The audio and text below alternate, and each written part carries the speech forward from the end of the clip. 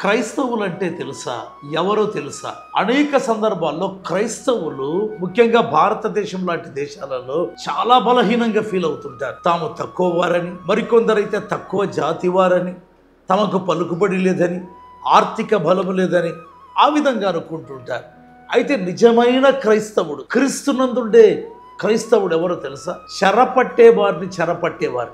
న్యాయాధిపతుల గ్రంథం 5వ అధ్యాయంలో ఇశ్రాయేలీయులు కనానీయులకు దాసులైపోయారు. కాబట్టి 20 సంవత్సరాల దాసత్వములో ఆ దాసత్వమే వారి జీవితం అనుకుంటున్నారు. అదే వారి జీవిత విధానం అనుకుంటున్నారు. 20 సంవత్సరాల బానిసత్వం. అప్పుడు దేవుని ఆత్మ దెబోరా మీదకి వచ్చాడు. దెబోరా మీదకి దేవుని ఆత్మ వచ్చి అబినోయము కుమారుడైన బారాకును పిలువనంపించి 5వ అధ్యాయము 12వ వచనములో, అబినోయము కుమారుడా లేకపోతే బారాకు, చెరపట్టే వారిని లేదా చెరపట్టిన వారిని చెరపట్టుము అన్నాడు. కనానీయులు యుద్ధము చేసి ఇశ్రాయేలీయులను ఓడించారు కదా, చెరపట్టారు కదా. అయితే మనం ఎవరమంటే చెరపట్టే వారిని చెరపట్టేవారం. ఎంత గొప్పవారము అంటే జయించిన వారి కంటే మనం ఎవరమైంటున్నాం? అధికులమైంటున్నాం. చాలా ఆశ్చర్యంగా ఉంది కదా. యెషయా గ్రంథం 14వ అధ్యాయం 17వ వచనంలో సాతానుని గురించి ఈ విధంగా కనిపిస్తుంది. సాతాను ఎవరంట? తాను చెరపట్టిన వారిని తమ నివాస స్థలములకు పోనీయని వాడు.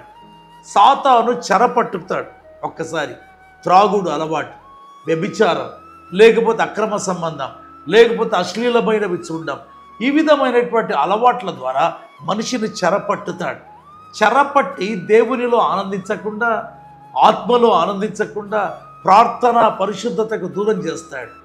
చనిపోయినప్పుడు దేవుని దగ్గరికి వెళ్లకుండా చేస్తాడు. అయితే అటువంటి సాతానునే మనం చెరపట్టేవారం. చెరపట్టి వారి నుంచి, పాపపు బంధకాలలో ఉండేవారిని విడిపించి దేవుడు వారికి ఏర్పరిచినటువంటి మార్గం గుండా పరలోకానికి వెళ్ళేట్టుగా చేసేవారం. చెరపట్టేవారినే మనం చెరపట్టేవారం. నీ మీద నిలిచిన కృప ఏదో అర్థం చేసుకో. క్రీస్తునందు నీవు బలవంతుడవు. దేవుడు నీతో మాట్లాడుగాక. ఆమేన్.